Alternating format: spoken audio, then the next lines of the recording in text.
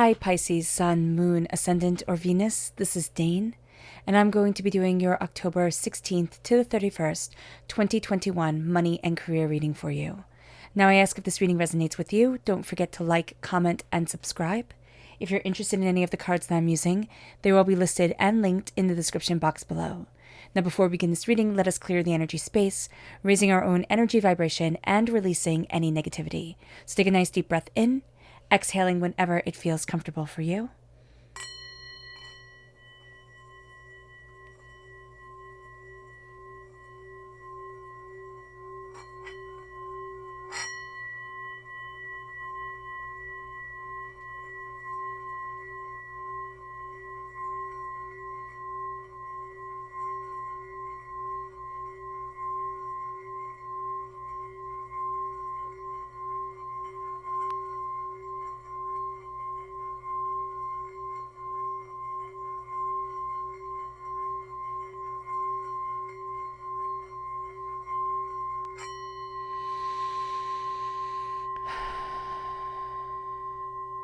Releasing all negativity from the body like storm clouds, letting yourself feel calm, centered, and at peace as we enter into this safe and loving space.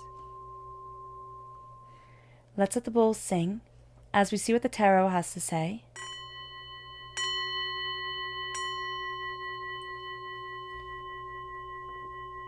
Pisces, October 16th to the 31st, 2021 Pisces, money and career. Angels and spirit guides, show me clearly. Guide this reading and show me clearly, angels. And spirit guides, angels. And spirit guides, show me clearly. Guide this reading and show me clearly, angels. And spirit guides, angels. And spirit guides, show me clearly. Guide this reading and show me clearly, angels. And spirit guides, angels. And spirit guides, show me clearly. Guide this reading and show me clearly, angels. And spirit guides, angels. And spirit guides, show me clearly. Guide this reading and show me clearly, angels. And spirit guides, angels. And spirit guides, show me clearly. Guide this reading and show me clearly. Okay. At the bottom is our rooted self. The left-hand side is our inner self. The middle, our heart, our emotional self. The right-hand side, the public arena, the public self. So let's see what the cards have to say. And before actually we turn over any of these, there's a strong Capricorn energy coming through, and I don't know why exactly that is during this time, but there's this sense of needing to face some things. Well, okay, so maybe we do know why this is. There's a sense of needing to face certain things that have been kind of haunting us.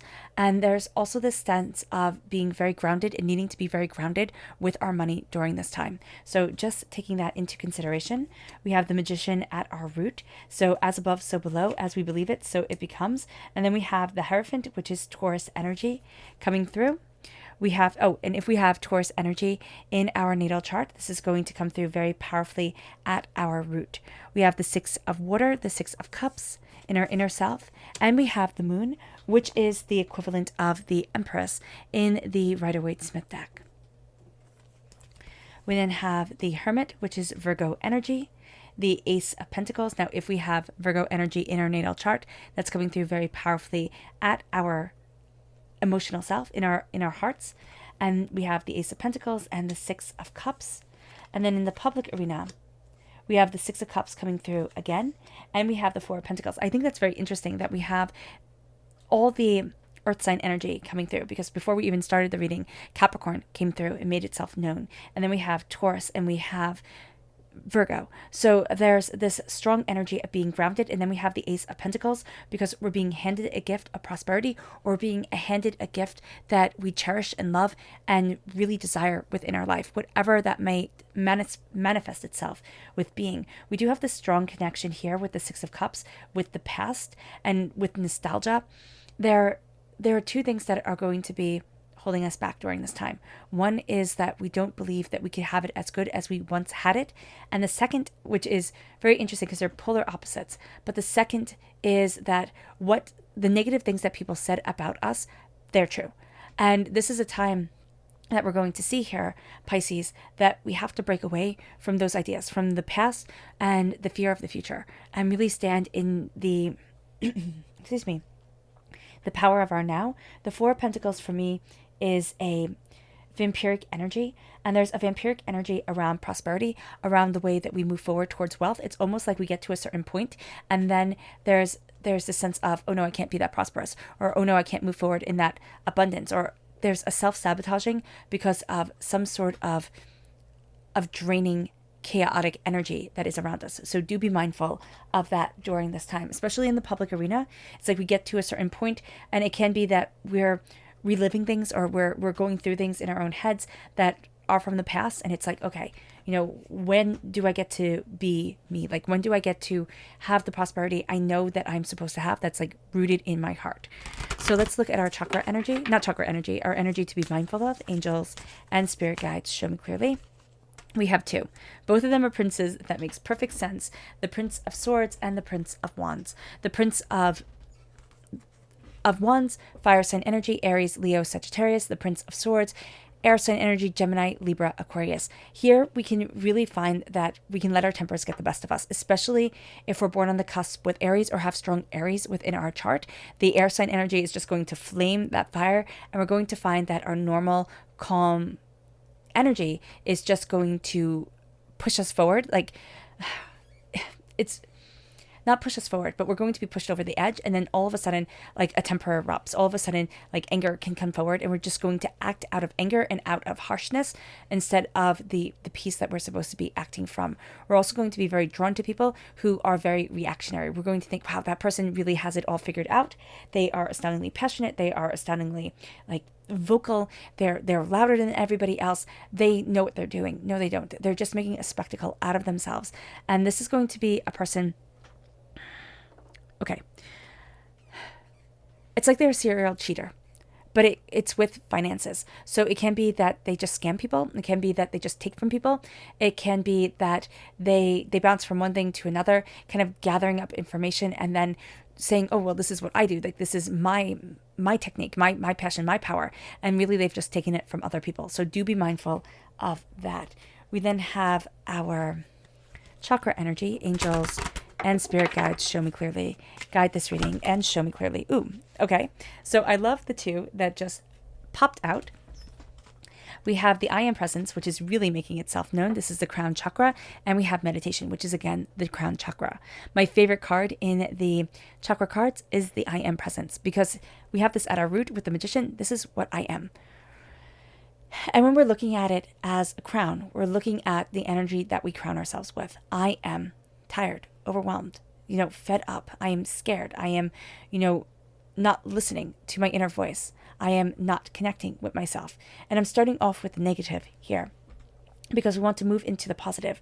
But there's this sense of hurts and pains of the past trying to manipulate and rule our present. So if we can acknowledge the bad thoughts that we have, if we can acknowledge the hurt that we carry forward, if we can be alone with our thoughts and really see ourselves. Oh my gosh, my nose is so itchy. It's like, okay, so when I was little, and even now, if you have an itchy nose and my mom's around, she'll be like, oh, you're going to have a fight. So there's this sense of this I am presence and being able to embrace the presence of I am is a fight that we're going to have with ourselves. I am successful and prosperous and bountiful, and I am moving forward in the direction that I want, in the success that I want.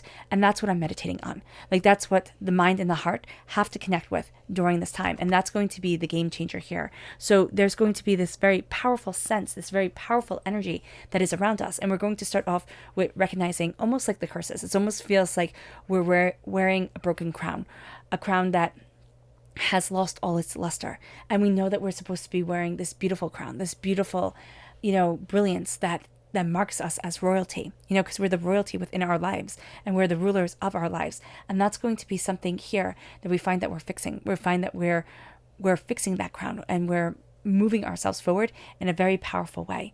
But we need to acknowledge the brokenness first. And that's where the magician comes in. As above, so below. As you believe it, so it becomes. The mind is everything. We stand before the altar of our existence during this time, embracing who we are, who we want to be, our fears, our desires, our hopes, our dreams, and our wishes. And the magician says, come to the altar of our beings with our elemental gifts, meaning our gifts of voice, our gifts of, connection to the earth, our gift of fire and determination and creativity, and our gift of love, of soothing, of the heart mattering. Come to this earth with these gifts and stand before the altar of who we are and saying, this is me. This is what I have to offer the world. And instead of downplaying ourselves, it's being able, excuse me, it's being able to acknowledge ourselves. It's being able to be confident. Have you ever noticed that there are people who are hyper successful and they're not the most brilliant people in the world? They're not the most anything. You wouldn't sit there and think, oh, well, that person will be successful. But they have this unwavering belief in themselves. That's like, oh, okay, I can see why you're successful. Even though other people are smarter, even though other people are more articulate, you have this drive, you have this fire, you have this brilliance to you. And that's what we need to embrace during this time, this brilliance that lets us shine. And the Hierophant is saying, be true to yourself, be true to your traditions, be true to what is intrinsically powerful for you, be true to who you are, be true to what you want. This is a time where we start to say, but who am I? Who am I? What do I want to be? Where am I headed? What do I want for my life? What do I desire for myself? This is a time of looking at our roots, of looking at what we're connecting with, of how we identify ourselves. And it's not just saying I'm, this one thing and this one thing is all of me. It's saying these are the multifaceted, different layers of myself. I am so much more than I give myself credit for. And I am embracing my complexity, but I'm also embracing my power, because the Six of Water, oh my gosh. So we have the Six of Cups 3 times, not 2 times, 3 times. Divinity is saying the past comes in, and we're going to have to eliminate something very toxic from our past that has us defining ourselves in a way that can be that of victimhood, can be that of hurts and pains and disappointments. It's almost like, this is my future, like this is my present, this is everything that I am, and I cannot move forward past this. And what Spirit is saying here, because we have the moon, and in the Rider-Waite-Smith deck, the moon is you, Pisces. Well, here this is the Witch's Way, and this deck is saying this is the Empress. So the Empress claims a throne she never knew she had, claims a voice she didn't realize was silence. That's what we're doing, but we're also seeing the very essence of ourselves come forward as we start to sing our song, as we start to bow our heads in meditation to ourselves and what we need, and also what we need to purge from our lives and from ourselves to be able to embrace the success that we have here. But it's like that purge leads us to being able to turn inward, to being able to illuminate our own way, and saying it's not about the fanciness, it's not about the overwhelming sense of abundance. It's about turning inward and seeing that what we have matters, who we are matters, what we need matters from life, that we are being guided forward in a very open, very honest, and very trustworthy way within ourselves. Our passion lights our way forward, but there's also this sense of connecting to the roots of success and bounty, and looking at things not so much in an emotional way, but in a way, there's the emotional aspect to it because we're Pisces, and that's how we relate to the world, through our heart and through the element of water, the ebb and the flow and the movement. But then we have the earth coming in and saying, I'm cradling you. I'm cradling you and I'm guiding you. Here with the Hierophant, it's like, embrace your prosperity, embrace your power. With the Hermit, it's like, turn inward and see the flexibility of your own mind, see the flexibility of what moves you forward. And what's really coming out here is that we have the Magician. Now in the Llewellyn Tarot deck, which is what this deck is right here with the Hermit, the Magician is dressed in purple robes. And here the Hermit is dressed in purple robes. And why that's significant is purple is a color of royalty, because it was so dang hard to make and so costly to make, and it smelled rancid to make it. So people who actually wore purple, were royalty, and people who made purple clothing lived on the outskirts of town because it was so disgusting, the smell. So here we have the Magician coming forward, and we have us inwardly, wearing those purple robes and being a part of majesty, but also feeling that disconnect. It's almost like we feel like the person who made the die instead of the person who wears the die. And this is very much saying to us, no, we wear the purple, like we wear the royalty. It's time to embrace the royalty within us, because if we keep on downplaying ourselves, and we can think, the quote from the Bible, not to get religious, but it's like the meek shall inherit the world. It's like, okay, sure, but those who believe in themselves inherit a lot more. And so right now it's like, believe in yourself, be humble about it, be meek of character, maybe not meek of character, but be humble of disposition and kind of heart. But don't downplay your worth, and don't think that you're worth less, because this is the inwardness that has us turning to our success and our bounty and our passion and that spark within us that leads us to this gift of abundance, this gift of wealth, this gift of money coming in, this gift of, I get to be successful, and I get to move forward, and I get to have these blessings, and I get to, to be the success. And as we are being the success, we are being ourselves more and more, because we're entering into a new phase of our lives, a new, segment of our existence and our reality and our coming together. And it moves us to the Six of Cups. It moves us to this place of healing. It moves us to the number 6 3 times. I mean, the number 6 shows us that we are cared for, that we are nurtured, that we are loved. And so here with the Six of Cups, we're going to find that the heart is nurtured, but we're also going to find that there's a lot that we carry that we need to release, that isn't a part of us anymore, that isn't defining us anymore. And it comes in all aspects. It comes in the inner self, it comes in our emotional self, it comes in our public arena self. The past has had too much power over us, and it's that vampiric energy that's keeping us from being able to call forward wealth, keeping us from being able to say, I'm wealthy, I am prosperous, I am abundant, I am, conquering, and I am success. And so during this time, what we need to do is set ourselves free.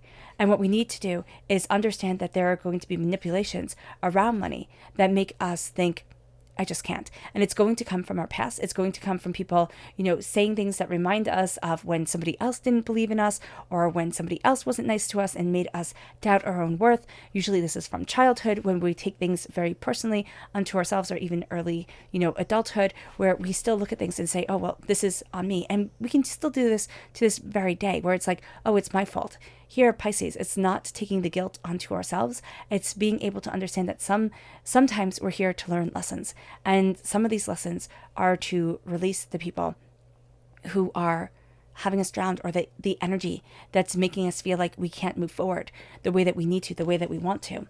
And that's going to be a really, really freeing thing, because this is almost like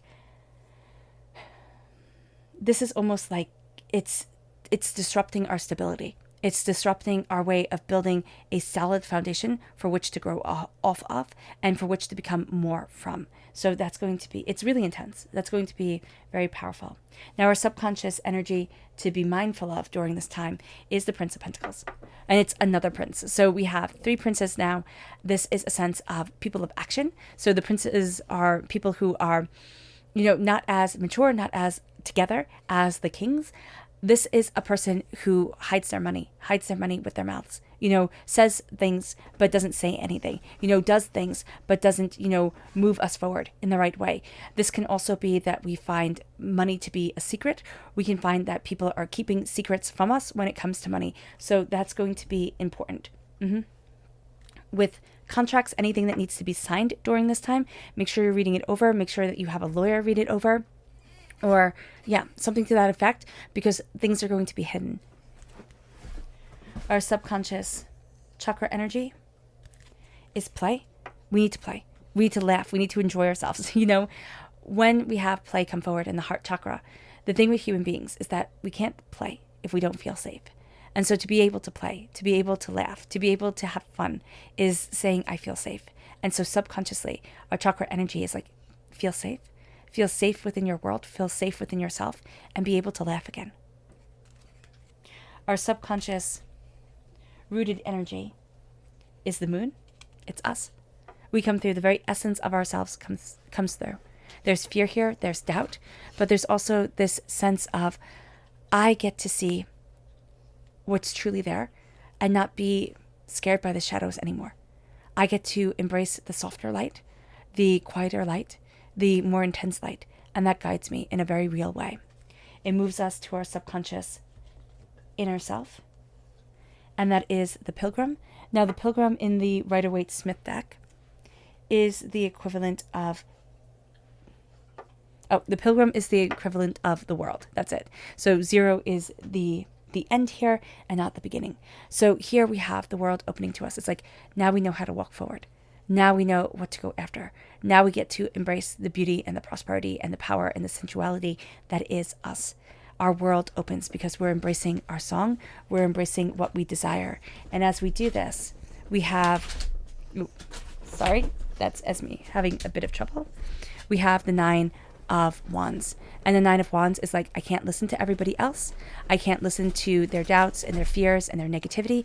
I need to listen to me, and I need to move forward. I also need to know that I am a warrior, that I am a person who has fought, who has come forward in a very real way, in a very powerful way, and that others haven't been able to beat me down and to deny me.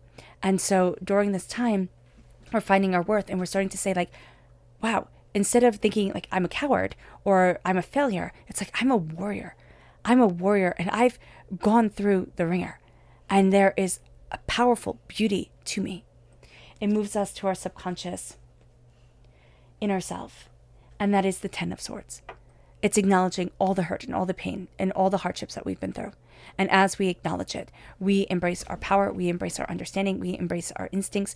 We start to see that every single knife in the back that we've gotten, every single hurt and pain and disappointment, that has been the game changer for us. And that has moved us in the direction of greater wisdom, of greater understanding, and of greater focus of self and what we desire.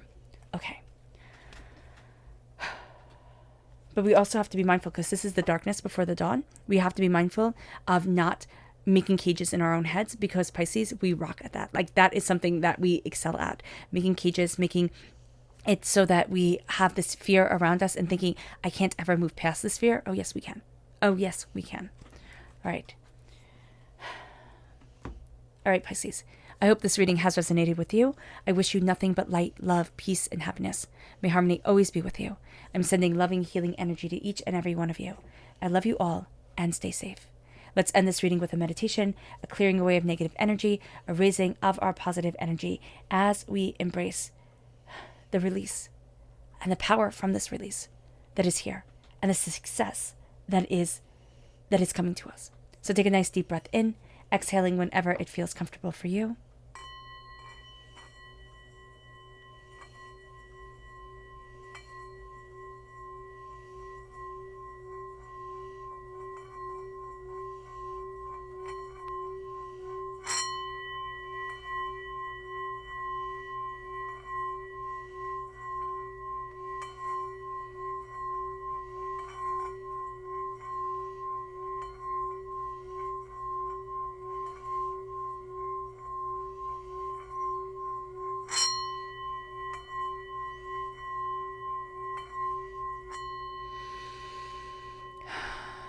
May you move forward in peace and in harmony, Pisces.